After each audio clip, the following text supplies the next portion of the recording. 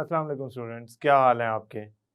मेरा नाम है अबरार चौहान। आज हम first year chemistry chapter number 11 में एक इंतहाई इंपॉर्टेंट लॉन्ग क्वेश्चन और उसके अंदर मौजूद कुछ शॉर्ट क्वेश्चंस को पढ़ने जा रहे हैं। इस टॉपिक का नाम है order of reaction. Order of reaction experimentally find किया जाता है और different kinds of order of reaction जैसे कि फर्स्ट, सेकंड, थर्ड, जीरो और आपके ऑर्डर ऑफ रिएक्शन की डिफरेंट एग्जांपल, ये सारी हम डिस्कस करेंगे इस लेक्चर के अंदर। चलते हैं हम ऑर्डर ऑफ रिएक्शन की तरफ। स्टूडेंट्स, आज हम ऑर्डर ऑफ रिएक्शन को स्टडी करने जा रहे हैं। ऑर्डर ऑफ रिएक्शन जो है ना, एक आपका रेट ऑफ रिएक्शन और रिएक्टिंग स्पीशीज के दरमियान रिलेशनशिप को सिग्निफाई करता है या बताता है। असल में जो ऑर्डर ऑफ रिएक्शन है वो एक्सपेरिमेंटली डिटरमिन किया जाता है।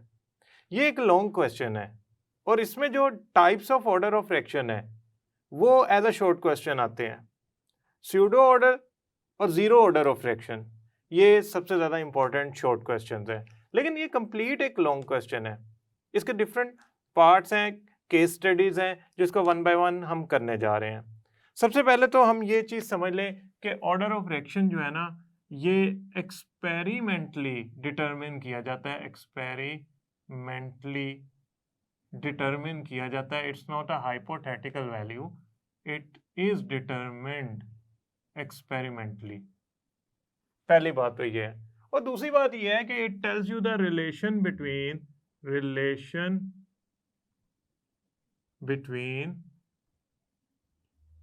Reacting species and rate of reaction या एक्टिव मास,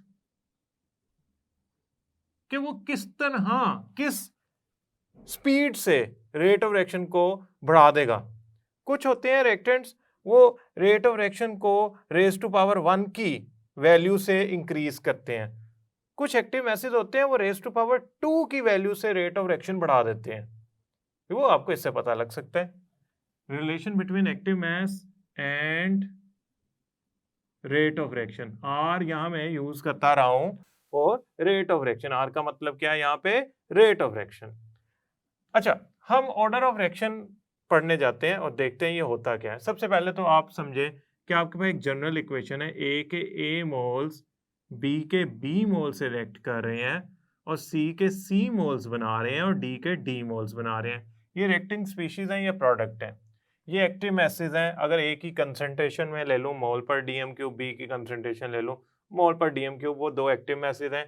तो इनकी जो रेट इक्वेशन बनेगी वो कुछ इस तरह की बनेगी।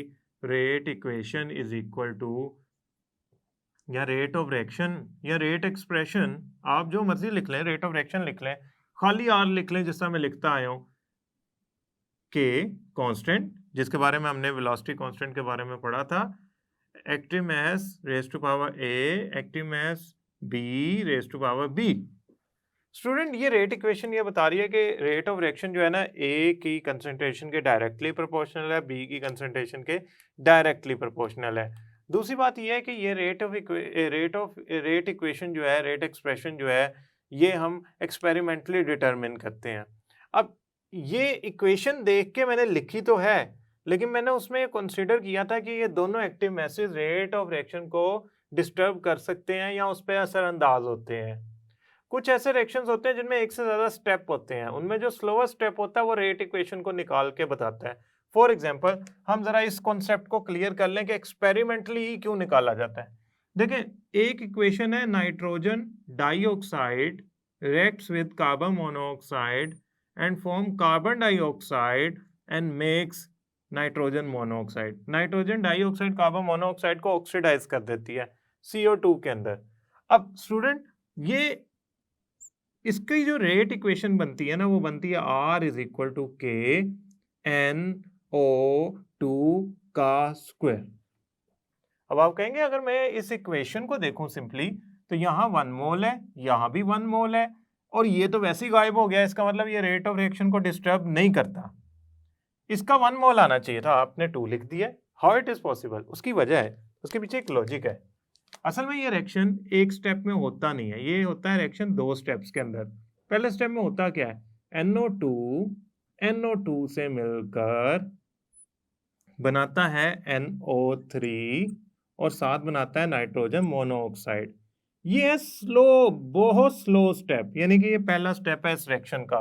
रिएक्शन के दूसरे स्टेप में क्या होता है, ये NO3CO से रिएक्ट करके बनाता है CO2 और NO2। अब स्टूडेंट ये जो दूसरा स्टेप है ये है फास्ट। अब रेट डिटरमिनिंग स्टेप कौन सा है? स्लो, पहले वाला। रेट इक्वेशन कहां से निकालेंगे? पहले वाले से। रेट इक्वेशन क्या निकली? एक्टिव एसिड कौन से हैं इसमें? 2, NO2 कितने? 2, वो मैंने 2 लिख दिया। के कांस्टेंट आ गया, रेट इक्वेशन आ गई। स्टूडेंट इसका मतलब ये हो गया कि ये रेट ऑफ रिएक्शन को डिटरमिन करती है, स्लोवेस्ट स्टेप डिटरमिन करता है, दूसरी फास्ट है वो रेट ऑफ रिएक्शन को डिटरमिन नहीं कर रही। सो अगर मैं इसके स्टेप्स में कन्वर्ट किए बिना इधर से अंदाजा लगाता तो रेट इक्वेशन बननी चाहिए थी R इज इक्वल टू के NO2CO। लेकिन ये नहीं बनी। क्यों ये नहीं बनी? क्योंकि ये रिएक्शन मुख्तलिफ स्टेप्स में होता है, और जब एक रिएक्शन मुख्तलिफ स्टेप में होगा तो उसमें जो स्लोअर स्टेप होगा वो रेट इक्वेशन को डिटरमिन करेगा। हमें एक्सपेरिमेंटली ये बात पता लगेगी कि कितने स्टेप्स में है, उसमें स्लोअर स्टेप कौन सा है, टाइम टेकिंग स्टेप कौन सा है, फिर उससे हम रेट इक्वेशन निकालेंगे। जब रेट इक्वेशन आपकी एक्सपेरिमेंटली डिटरमिन हो जाएगी उसके बाद ऑर्डर ऑफ रिएक्शन निकलेगा। सो रेट इक्वेशन आप एक्सपेरिमेंटली डिटरमिन करते हैं, उसमें जो ये पावर्स होती हैं कंसंट्रेशन की, ये ऑर्डर ऑफ रिएक्शन बताती हैं। तो पहली बात ये है कि मैंने इस रिएक्शन से ये इसलिए लिखा क्योंकि ये मैंने अज्यूम किया था ये दोनों जो हैं एक्टिव एसिड्स हैं, ये रेट ऑफ रिएक्शन को अफेक्ट कर रहे हैं। जरूरी नहीं कि हर दफा ही ऐसा हो, देयर आर चांसेस कि दोनों में से एक रिएक्टेंट करता है या एक रिएक्टेंट लगता है इक्वेशन में 1 टाइम होता है, वो 2 टाइम अफेक्टेड है towards the rate equation somehow. अब ऑर्डर ऑफ रिएक्शन क्या होता है student? Now this is where we need to go. Order of reaction होता है sum of powers of concentrations in rate of reaction. Rate of reaction equation, rate equation, rate expression, rate of reaction में जो आपकी concentrations होती हैं उनकी जो power होती है, जो एक्सपोनेंट्स होते हैं, इधर कौन कौन से एक्सपोनेंट है? स्मॉल ए, स्मॉल बी, इन दोनों को अगर मैं जमा कर लूंगा तो ये बन जाएगा ऑर्डर ऑफ रिएक्शन। स्टूडेंट दोबारा सुने, ऑर्डर ऑफ रिएक्शन क्या है? रेट इक्वेशन, रेट एक्सप्रेशन या रेट ऑफ रिएक्शन की जो इक्वेशन है उसके अंदर जो कंसंट्रेशंस के एक्सपोनेंट्स होते हैं उनको जमा कर लूं तो मेरा ऑर्डर ऑफ रिएक्शन बन जाता है। अब हम चलते हैं डेफिनेशन की तरफ, इसको हम प्रॉपरली पढ़ते हैं। ऑर्डर ऑफ रिएक्शन जो है वो जमा है। सम का मतलब क्या है? ऐड कर देना, जमा कर लेना। मतलब मैं कहूँ कि आपको ईदी मिली है 100 रुपया, अपने एक रिश्तेदार की तरफ से दूसरे रिश्तेदार से 100 मिली है, तो टोटल ईदी क्या होगी? Sum of those 100 that is 200। So order of reaction जमा है किसकी? तमाम एक्सपोनेंट्स की। कौन किसके एक्सपोनेंट? ये जो ये एक्सपोनेंट्स है, पावर्स हैं। मसलन x की पावर मैं लिखूं यहाँ पे, अगर मैं एक बॉक्स बना लूं, x की पावर लिखूं n, तो ये n एक्सपोनेंट कहलाएगा। तो जमा है एक्सपोनेंट्स की। किस चीज के एक्सपोनेंट? कंसंट्रेशंस के, ए बी कंसंट्रेशन के, जो कहाँ अपीयर होते हैं? रेट ऑफ रिएक्शन के अंदर अपीयर होते हैं। स्टूडेंट रेट ऑफ रिएक्शन की इक्वेशन में अपीयर होने वाले जो कंसंट्रेशंस हैं, एक्टिव एसिड्स हैं, उनकी जो पावर्स हैं उसकी जमा ऑर्डर ऑफ रिएक्शन है। फॉर एग्जांपल ये इक्वेशन निकाली एक्सपेरिमेंटली, इसमें ऑर्डर ऑफ रिएक्शन होगा जितनी कंसंट्रेशन है उनकी रेज टू पावर को जमा कर लूं। कितनी रेज टू पावर है? इसमें तो है ही एक कंसंट्रेशन और टोटल पावर कितनी है? 2, तो ये कहलाएगा इसका ऑर्डर। तो इस इक्वेशन का ऑर्डर क्या होगा? 2। फॉर एग्जांपल यहाँ पे कुछ और होता है, उसकी रेज टू पावर 1 होती है, तो 2 + 1 = 3 आ जाता है ऑर्डर ऑफ रिएक्शन। स्टूडेंट याद रखिएगा, अगर मैं इस इक्वेशन की बात करूं टोटल ऑर्डर तो a + b है, लेकिन अगर मैं a के लिहाज से ऑर्डर ऑफ रिएक्शन देखूं तो वो खाली a है, स्मॉल a। b के लिहाज से ऑर्डर ऑफ रिएक्शन देखूं तो खाली स्मॉल b है। ओवरऑल ऑर्डर ऑफ रिएक्शन देखूं तो a + b है। अब मैं कहता हूं नहीं मुझे बताओ स्टूडेंट्स के ए के लिहाज से ऑर्डर ऑफ रिएक्शन क्या है, तो आप कहेंगे स्मॉल ए। तो कहता हूँ नहीं, छोड़ दें ए को। बी के लिहाज से बताएं ऑर्डर ऑफ रिएक्शन क्या है, तो आप कहेंगे स्मॉल बी। अब स्मॉल बी बी के लिहाज से रिलेट करता है रेट से, ए के लिहाज से, स्मॉल ए के लिहाज से रिलेट करता है रेट इक्वेशन में रेट ऑफ रिएक्शन से, यानी कि ए की power A is directly proportional to rate of reaction, B की power B is directly proportional to rate equation या रेट ऑफ रिएक्शन या रेट एक्सप्रेशन। रेट का मतलब है, रेट इक्वेशन का मतलब है ये पूरी, यह रेट ऑफ रिएक्शन को शो कर रही है। ये किसको शो कर रही है? रेट ऑफ रिएक्शन को।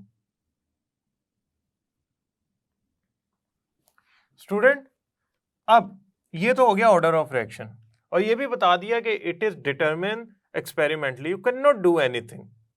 आप सोच के कहते हैं, अच्छा फॉर एग्जांपल मैं इस इक्वेशन को सोच के कह देता इसका रेट ऑफ रिएक्शन ये होना चाहिए, that is wrong, you need to find it. अच्छा, ऑर्डर ऑफ रिएक्शन जो होते हैं ना, उनकी वैल्यू 1 2 3 4 0, यानी कि 0 भी हो सकती है, मल्टीपल भी हो सकती है और डेसिमल भी हो सकती है। अगर एक स्टूडेंट भागता हुआ आया सैंपल लेके, सर इस सैंपल की ऑर्डर ऑफ रिएक्शन जो है वो 1.5 है, तो डेट्स ओके, हो सकता है, डेसिमल में भी हो सकता है। Order of reaction 0 1 2 3 4 so on और डेसिमल दोनों वैल्यूज हो सकती हैं। आपने ये बात याद रखनी है कि order of reaction is not a non zero whole number, ठीक है। ऑर्डर ऑफ रिएक्शन बहुत सी वैल्यूज मल्टीपल हो सकती हैं। स्टूडेंट सबसे पहले तो हम पढ़ते हैं first order reaction, first order reaction. First order reaction में हम ऐसा करते हैं कि इक्वेशन लिखते हैं, N2O5 decompose on heating N2O4 and makes oxygen। ना बैलेंस करें हम इसे तो ये 2 आएगा, यहाँ भी 2 आएगा। ये एक इक्वेशन है। अगर मैं इक्वेशन को देखता हूँ ना, तो उसमें जो रेट इक्वेशन आनी चाहिए, रेट इक्वेशन आनी चाहिए, वो आनी चाहिए R इज इक्वल टू के, यहाँ लिख देते हैं, जो गलत है, क्योंकि मैं इक्वेशन देख के नहीं अंदाजा लगाऊंगा कि मेरी रेट इक्वेशन क्या है, मैं एक्सपेरिमेंटली अंदाजा लगाऊंगा। चले लगा लेते हैं। मैं ऐसा करता हूँ, मैं लिख लेता हूँ हाइपोथेटिकली, रेट इक्वेशन देख के, इक्वेशन को देखते हुए मैं लिख लेता हूँ R इज इक्वल टू, ये है ना reacting species, R is equal to के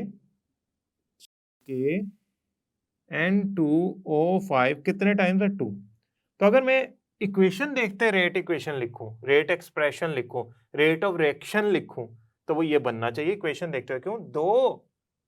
दो मॉलिक्यूल्स N2O5, यानी कि लॉ ऑफ मास एक्शन के मुताबिक मैं अगर ये सोच लूं कि ये एक्टिव मास है और इसकी ये पावर रेट ऑफ रिएक्शन के डायरेक्टली प्रोपोर्शनल है, तो R इज इक्वल टू के इज इक्वल टू N2O5 का स्क्वायर आएगी, तो इसके मुताबिक ऑर्डर आएगा 2। लेकिन ये बात गलत है, मैंने पहले क्रॉस लगा दिया कि ये गलत सोच है। हम एक्सपेरिमेंटली फाइंड करते हैं ऑर्डर। रेट इक्वेशन एक्सपेरिमेंटली जो निकाली गई वो R is equal to K N2O5 1 molecule raise to power 1 है। एक्सपेरिमेंटली ये निकली। थ्योरेटिकली या इक्वेशन को देखते हुए क्या निकल रही थी, ये सही नहीं है, वो सही है, एक्सपेरिमेंटली निकाल दी। उसके मुताबिक एक raise to power rate of reaction पे इफेक्ट कर रही है। तो स्टूडेंट इसका ऑर्डर ऑफ रिएक्शन क्या हुआ? आप कहेंगे सर सम ऑफ एक्सपोनेंट्स, एक ही है एक्सपोनेंट, तो ऑर्डर ऑफ रिएक्शन क्या हुआ इसका? 1। ऑर्डर ऑफ रिएक्शन क्या हुआ इसका? 1। स्टूडेंट जरूरी नहीं कि 1 हो, 0 भी होते हैं, जरा देखते हैं। फर्स्ट ऑर्डर रिएक्शन, अब हम पढ़ते हैं जीरो ऑर्डर रिएक्शन, उसके बाद पढ़ेंगे हम नकली फर्स्ट ऑर्डर रिएक्शन जो है स्यूडो फर्स्ट ऑर्डर रिएक्शन। खैर अभी हम पढ़ते हैं zero order reaction. Zero order reaction में क्या है? ऐसा करते हैं, हम कार्बन डाइऑक्साइड और वाटर का रिएक्शन करवाते हैं,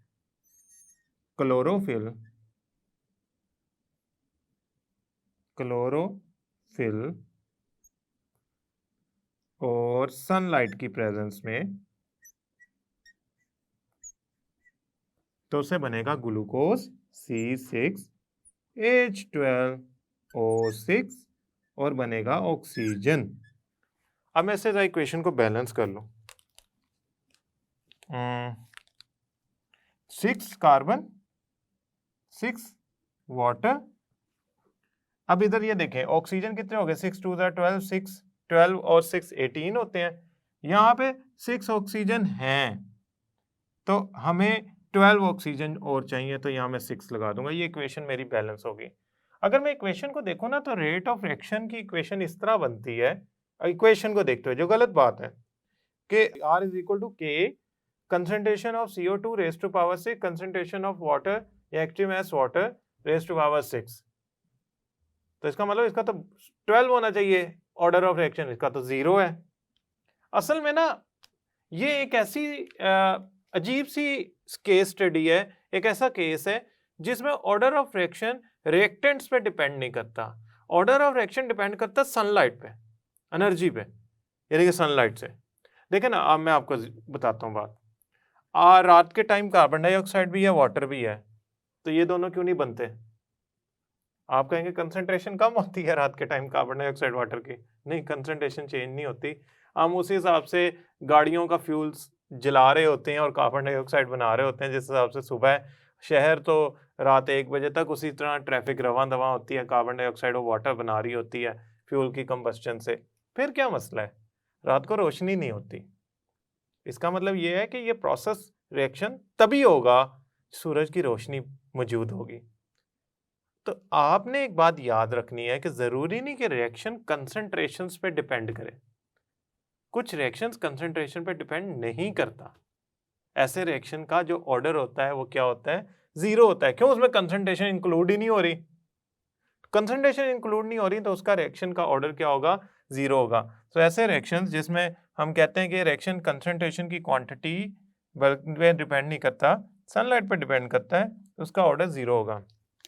या मैं लिख देता हूं, 0 order reactions are independent of concentration. 0 order reactions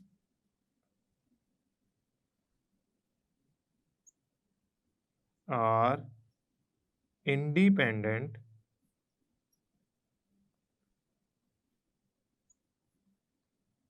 of concentrations. किसकी कंसंट्रेशन? रिएक्टिंग स्पीशीज की, डेफिनेटली। TiON concentrations. स्टूडेंट एक बात दोबारा समझ लें, जरूरी नहीं है कि हर रिएक्शन रिएक्टेंट रिएक्टिंग स्पीशीज की कंसंट्रेशन पे डिपेंड करेगा। फॉर एग्जांपल ये वैसे भी ना फर्स्ट ऑर्डर के लिए भी एक वर्ड हम यूज करेंगे जो हमारा एक MCQ आता है, वो ये आता है कि कौन से ऐसे रिएक्शन है जो हमेशा फर्स्ट ऑर्डर होते हैं। रेडियो एक्टिव डिके वाले जो रिएक्शंस होते हैं जिसमें कोई फॉर एग्जांपल एलिमेंट है वो रेडियो एक्टिव डिके कर रहा है, ये बड़ा इंपॉर्टेंट MCQ है स्टूडेंट्स, कि कोई ऐसे रिएक्टेंट है, मतलब यूरेनियम है, यूरेनियम डिके करता है। आपको याद होगा uranium decay into its daughter elements, यानी कि बड़ा एटम है, ब्रेक डाउन होकर छोटे एटम्स में कन्वर्ट हो जाता है, रेडियो एक्टिव डिके कर जाता है, साथ रेडियो एक्टिव रेज निकालता है। ऐसी स्पीशीज फर्स्ट ऑर्डर रिएक्शन करती हैं। मतलब रेडियो एक्टिव डिके करने वाली स्पीशीज जो होंगी, फॉर एग्जांपल यूरेनियम अगर मैं बात कर रहा हूँ, ये सारे के सारे फर्स्ट ऑर्डर रिएक्शन करेंगे। ये आपका एक इंपॉर्टेंट MCQ था जो हमें याद रखना है। अब हम चलते हैं अपने थर्ड वाले रिएक्शन की टाइप के ऊपर, दैट इज स्यूडो। ये P साइलेंट है, स्यूडो फर्स्ट ऑर्डर।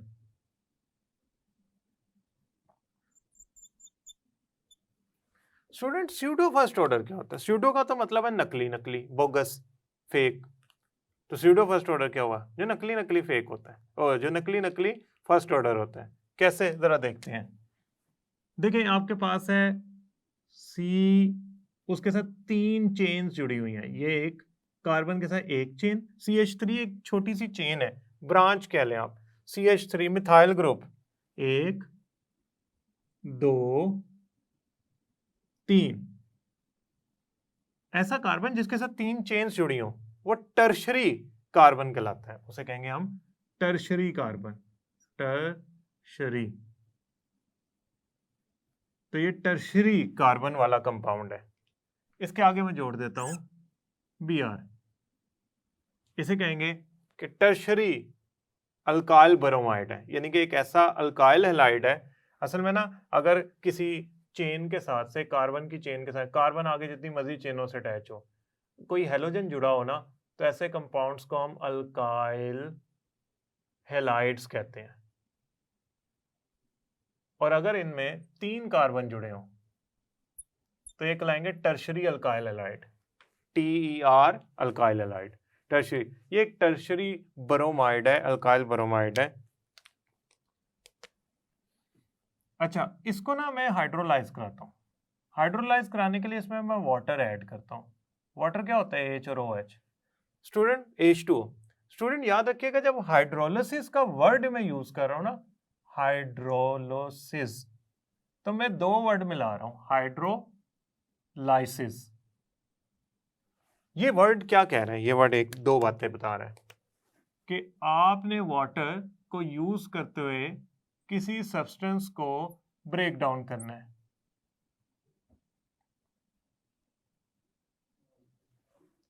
लाइसिस का मतलब होता है ब्रेक डाउन।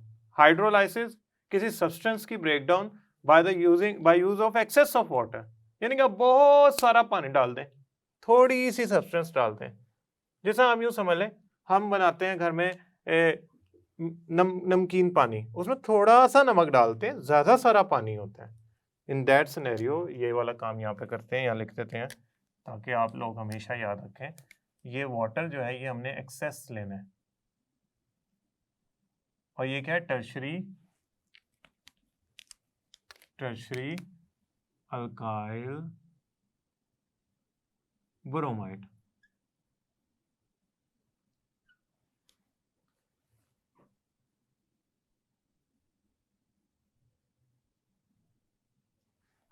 अब स्टूडेंट इनका रिएक्शन करवाते हैं। रिएक्शन में होता क्या है कि ये 2 स्पीशीज होती है ना, ये आपस में रिएक्ट करके बना लेती हैं HBr।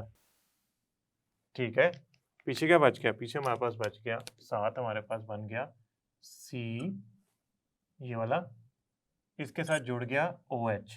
ठीक है, पहले मैं C के साथ पहले सारे CH3 लिख लूं, फिर मैं ऐसा करूंगा OH लिखूंगा। ये हो गया उसके साथ 3, ये हो गया OH। अब ये टर्शरी अल्कोहल बन गया, टर्शरी अल्काइल हैलाइड से टर्शरी अल्कोहल बन गया हाइड्रोलिसिस के जरिए। मुझे कैसे पता लगा ये अल्कोहल है? हाइड्रोक्सो ग्रुप लगा हुआ है।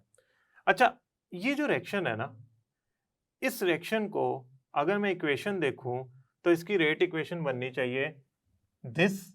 ये रेट इक्वेशन क्या बननी चाहिए? इसकी बननी चाहिए rate equation R is equal to K, फिर आना चाहिए ये वाला टर्शरी अल्काइल ब्रोमाइड। ठीक है, यह आना चाहिए, और फिर आना चाहिए वाटर,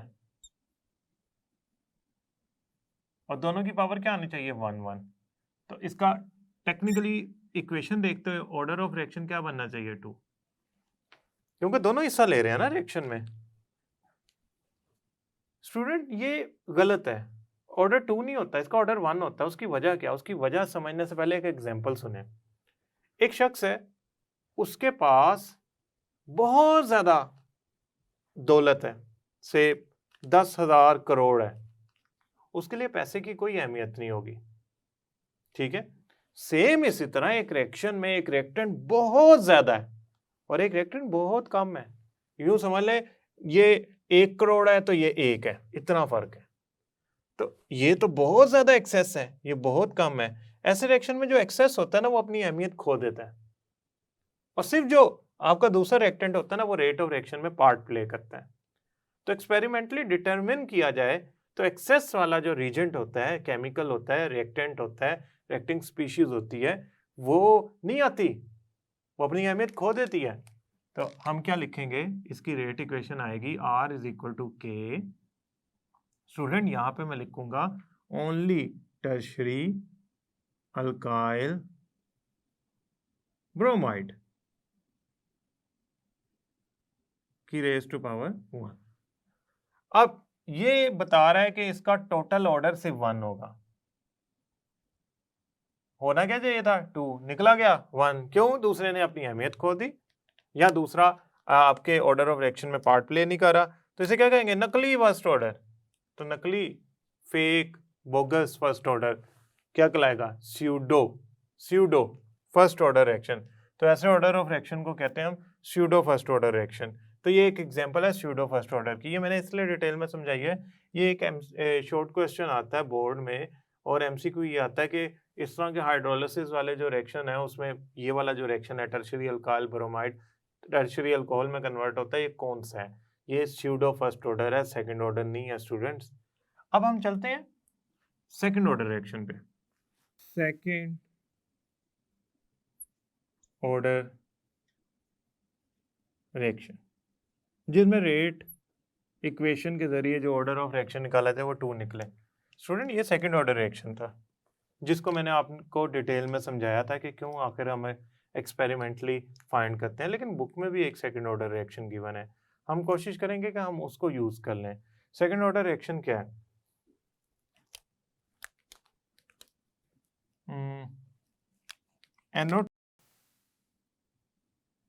नाइट्रोजन मोनोऑक्साइड ओजोन से रिएक्ट करके बनाती है NO2 और साथ बनाती है O2। अगर मैं इसकी रेट इक्वेशन लिखूं, एक्सपेरिमेंटली डिटरमिन करूं, तो वो आती है R is equal to K NO raise to power 1 O3 raise to power 1, ozone और नाइट्रोजन मोनोऑक्साइड। अब इसका मैं टोटल ऑर्डर निकालूं, टोटल ऑर्डर, तो वो ऑर्डर ऑफ रिएक्शन क्या होगा? सम ऑफ एक्सपोनेंट कितने हैं? 2 एक्सपोनेंट है। क्या क्या वैल्यू है? 1 + 1। तो ऑर्डर ऑफ रिएक्शन क्या आया? 2। तो इसका ऑर्डर आया 2। डेट एक्चुअली टेल यू कि ये सेकंड ऑर्डर रिएक्शन है, इसे हम कहेंगे सेकंड ऑर्डर रिएक्शन। अब हमारे पास जरा इंपॉर्टेंट बात आ गई, थर्ड ऑर्डर रिएक्शन। ये थोड़ा सा लेंथी है मगर मैं कोशिश करूंगा कि मैं आपको इसे समझा पाऊं। थर्ड ऑर्डर रिएक्शन, एक लम्हे के लिए सोचे तो सही, थर्ड ऑर्डर रिएक्शन में ऑर्डर की वैल्यू क्या होगी? अगर सेकंड ऑर्डर के लिए 2 है तो थर्ड ऑर्डर के लिए जो ऑर्डर ऑफ रिएक्शन होगा टोटल वो होगा 3। इसके लिए हम ऐसा करते हैं, पहले इक्वेशन लिखते हैं। 2 ferric chloride reacts with 6 potassium iodide makes 2 ferrous iodide plus 6 potassium chloride plus iodine। Rate equation हम ऐसा करते हैं, इसके लिखते हैं R इज एक्सपेरिमेंटली डिटरमिन लिखने लगा, R इज इक्वल टू के, ठीक है, R इज इक्वल टू के FeCl3 Ki2। Total order of reaction क्या हुआ? Total order sum of exponent, इसका डेफिनेटली 1 होगा, इसका 2 होगा, तो 1 + 2 इज इक्वल टू 3। एक चीज गौर से सुने और इसको आपने याद भी रखना है, ऐसा नहीं है कि आप इसको समझे। मैं इक्वेशन देखूं तो इक्वेशन के अंदर 2 और 6, ऑर्डर ऑफ रिएक्शन तो 8 होना चाहिए। आखिर ऐसी कौन सी पीछे लॉजिक चल रही है कि इसका ऑर्डर ऑफ रिएक्शन जो है वो 3 निकल आया? आखिर इसके पीछे ऐसी क्या लॉजिक चल रही है कि ऑर्डर ऑफ रिएक्शन जो है वो इसका 3 निकल आया? उसके लिए हम क्या करते हैं, इसको 2 स्टेप्स में कन्वर्ट करते हैं, जो असल में रिएक्शन होता है 2 स्टेप में। तो मैं दोनों स्टेप लिखता हूँ। पहले स्टेप में होता है FeCl3 2 पोटाशियम आयोडाइड मॉलिक्यूल से रिएक्शन करके बनाता है FeI2, ठीक है, ferrous iodide plus 2 potassium chloride plus chloride ions. ये क्लोराइड आयंस बनाना ये स्लो स्टेप है। आपकी ये जो क्लोराइड आयन बनी है ना, क्लोराइड आयन है, ये पोटाशियम आयोडाइड आयन को पकड़ेंगे जाके, क्या बनेगा? 2 potassium iodide plus 2 chloride ions will make 2 KCl। Displacement होगी ना, क्लोरीन आयोडीन को निकाल दिया और बना लिया I2। अगर आप इन दोनों इक्वेशन का सम अप करेंगे ना, इनको जमा करेंगे, तो ये इक्वेशन इसके बराबर आएगी। बैलेंस करेंगे अगर आप, आप ऐसा करें, इसको बैलेंस करने के लिए 2 से मल्टीप्लाई कर दें इस पूरी इक्वेशन को, 2 से मल्टीप्लाई कर दें, तो ये बन जाएगा आपका, इस पूरी इक्वेशन को आपने 2 से मल्टीप्लाई किया, मल्टीप्लाइंग बाय 2, ठीक है। तो ये इक्वेशन क्या बन गई, ये इक्वेशन बनाने के लिए मैं यहाँ लिख देता हूँ, ये 2 से मल्टीप्लाई हुआ तो 2FeCl बन गया। क्यों, मैंने क्लोरीन आयंस कैंसिल करने हैं, यहाँ पे 2 है तो मैंने 2 से पहले इक्वेशन को मल्टीप्लाई कर दिया, ये 2 की बजाय बन गया 4, ये बन गया 2, ये बन गया 4, ये 2 नहीं रहा, ये 4 बन गया और ये बन गया 2। नाउ मैं इसको ऐड कर लेता हूँ इक्वेशन को, जब मैं ऐड करूंगा तो ये 2 क्लोराइड आयन से कैंसिल हो गए, ये तो जमा हो जाएंगे, क्या बना 2FeCl3 प्लस 6Ki। अच्छा, ये दूसरा स्टेप फास्ट होगा, ये मैंने आपको बताना था, पहला स्लो होगा, और बनेगी आपकी टोटल इक्वेशन, देखें 2FeI2, 4 और 2 कितने हो गए 6KCl, क्योंकि कैंसिल लेफ्ट और राइट वाली चीजें होती हैं, इस तरह जमा होता है, इस तरह कैंसिल होता है, प्लस I2, ये तो हमारी यही वाली इक्वेशन आ गई। तो इसका मतलब ये जो हमने ऊपर इक्वेशन लिखी थी, जो मैं आपको जुबानी सारी सुना गया, ये एक्चुअली इन 2 स्टेप्स में होती थी, और इन 2 स्टेप में एक स्लो था, एक फास्ट था। देखिए, स्लो स्टेप के अंदर मल्टीप्लाई करने से पहले FeCl3 का 1 मॉलिक्यूल था, पोटेशियम हाइड्राइड के 2 मॉलिक्यूल थे, तो ये दोनों रेट ऑफ रिएक्शन को क्या कर रहे थे, डिस्टर्ब कर रहे थे या उस पर इफेक्ट कर रहे थे, तो मैंने इन दोनों को लिख दिया, और इसका ऑर्डर क्या आया 3। मैं ये जो आपको बैलेंस करके बताइए, ये एक्चुअली ये बताया कि जब आप रेट या ऑर्डर ऑफ रिएक्शन फाइंड करते हैं तो वो बैलेंस नहीं करना, अगर अब आप रेट या ऑर्डर ऑफ रिएक्शन फाइंड करेंगे तो 2 + 4 कर देंगे, असल में आप उनके स्टेप्स को डिवाइड कर लें टोटल इक्वेशन निकालने से पहले, उनमें से जो स्लोवर स्टेप है उसको निकाल के अलग लिख लें, उस स्लोवर स्टेप में जो रिएक्टिंग स्पीशीज हैं वो असल में रेट इक्वेशन में अपीयर होंगी। Now last but not least, क्या ऑर्डर ऑफ रिएक्शन जो है वो हो सकता है फ्रैक्शन के अंदर? इसके लिए हम ऐसा करते हैं, एक रिएक्शन देखते हैं। स्टूडेंट, आपके सामने ये जो रिएक्शन है ये असल में क्लोरोफॉर्म और क्लोरीन का रिएक्शन है। क्लोरोफॉर्म क्या होता है, CHCl3, किस लिए इस्तेमाल होता है, बेहोश करने के लिए, मेडिकल साइंसेज में या सर्जरी वगैरह में ये यूज होता है बेहोश करने के लिए, सर्टेन अमाउंट इसकी यूज होती है, ज्यादा यूज करने से नुकसान भी हो सकता है दिमाग को। CHCl3 reacts with chlorine. अच्छा, क्लोरीन क्या करता है, एक हाइड्रोजन निकाल देता है क्लोरोफॉर्म का, CH वाला जो H आपको नजर आ रहा है, ये H निकाल देगा और बनाएगा CCl4, और वो जो H निकला है वो क्लोरीन के दूसरे एटम से मिलकर बनाएगा HCl। स्टूडेंट, ये आपके सामने जो बनी है ना रिएक्शन, इसके अंदर एक क्लोरोफॉर्म एक क्लोरीन से रिएक्ट कर रहा है, तो उसका फेक ऑर्डर अगर मैं निकालूं इक्वेशन को देखते हुए तो वो R = K, ठीक है, CHCl3 और Cl2 के हिसाब से 1 + 1 2 आना चाहिए, लेकिन नहीं, जब एक्सपेरिमेंटली मैंने फाइंड किया तो क्लोरीन का 1 नहीं बल्कि हाफ, आधा कंसंट्रेशन रेट ऑफ रिएक्शन पे इफेक्ट कर गया। तो रेट ऑफ रिएक्शन की जो इक्वेशन है R = K, ठीक है, जो क्लोरोफॉर्म है CHCl3 ⁻1 और क्लोरीन ⁻½ ये मिलके टोटल ऑर्डर क्या बनाएंगे, 1 + 1/2। 1 + 1/2 क्या होता है, 3/2 या 1.5। 1.5 ऑर्डर ऑफ रिएक्शन भी हो सकता है, दैट एक्चुअली शोज के ऑर्डर ऑफ रिएक्शन डेसिमल में भी हो सकता है। अब लास्ट बात, ये आपने याद रखनी है, ये आपको MCQ आ सकता है, जो मैं इस पूरे ऑर्डर ऑफ रिएक्शंस में समझाने जा रहा हूँ, वो ये कि रेडिएक्टिव डिके हमेशा आपने फर्स्ट ऑर्डर में मेंशन करना है। जीरो ऑर्डर रिएक्शन की मैंने एग्जांपल बता दी है। ये सारे शॉर्ट क्वेश्चन है, ये बहुत इंपॉर्टेंट है, मैं अगेन समझा रहा हूँ आपको, ये बहुत इंपॉर्टेंट है। मैंने जितनी आपको एग्जांपल्स कराई हैं, ये उसमें सबसे इंपॉर्टेंट, याद करने में मुश्किल है, इंपॉर्टेंट नहीं, याद करने में मुश्किल है, लिहाजा इसको आपको 2, 3, 4, 5 दफा प्रैक्टिस करना पड़ेगा। इक्वेशन बैलेंस करने से पहले ऑर्डर ऑफ रिएक्शन इक्वेशन में इनपुट करके फाइंड करना है, बैलेंस करने के बाद करेंगे तो ये 2 और 4 आ जाएगा, विच इज इनकरेक्ट। हर एक अलहदा से शॉर्ट क्वेश्चन आ तो सकता है, लेकिन इंपॉर्टेंट है pseudo first order, zero order reaction, ये one of the most important short question है इस टॉपिक के अंदर।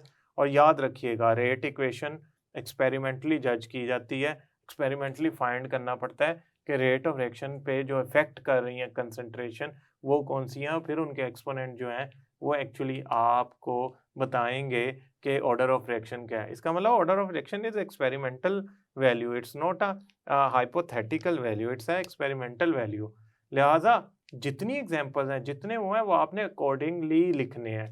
आप उसको खुद से बना के नहीं लिख सकते, उसके लिए आपको इक्वेशन और एक्सपेरिमेंट से आउटपुट चाहिए। आई होप स्टूडेंट ये लेक्चर आपको समझ आया होगा। इसमें zero order reaction, first order reaction, pseudo order reaction important short question है। और ये भी याद रखिएगा कि जब आप शॉर्ट क्वेश्चन अटेम्प्ट करते हैं तो उसमें एग्जाम्पल भी देना ज़रूरी होती है। नेक्स्ट लेक्चर तक के लिए अल्लाह हाफिज़।